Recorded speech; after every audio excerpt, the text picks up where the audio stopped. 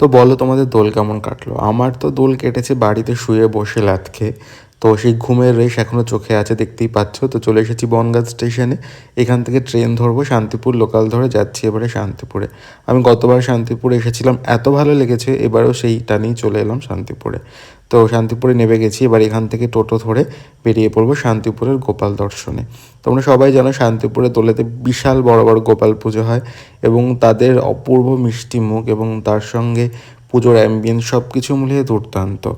আর যে কথাটা না বললেই নয়, শান্তিপুরে আমি যেদিন গেছিলাম সেদিন ছিল ওদের রং খেলা। কেউ এক ফোঁটা রং আমার গায়ে দেয়নি, মানে ওরা এতটাই ডিসেন্ট এবং ভালো শান্তিপুরের লোকজন। মানে যতই কম বলবো কম বলা হবে, মানে ওই প্রত্যেকবারই আমি যতবারই গেছি না কেন শান্তিপুরে সেম এক্সপিরিয়েন্স হয়েছে, সবাই খুব ভালো, আমার খুব ভালো লেগেছে। আর এই যে দেখো ওদের প্রসেশনের প্রস্তুতি চলছে, দুর্দান্ত হবে আশা করছি, যদিও আমি দেখতে পারবো না, আমার কপাল খারাপ। তো পরপর অনেকগুলো গোপাল দেখলাম, আমার ভীষণ মিষ্টি লেগেছে গোপালটি এবং এর মানে চারদিকে সাজসজ্জাটাও অপূর্ব। আর এই যে মানুষ ভীষণ আনন্দ করছে, কিন্তু মানে কেউ তাতে বিরক্ত হচ্ছেন না বা কারোর কোনো ক্ষতি হচ্ছে না বা কোনো অশান্তিও নেই রাস্তাঘাটে।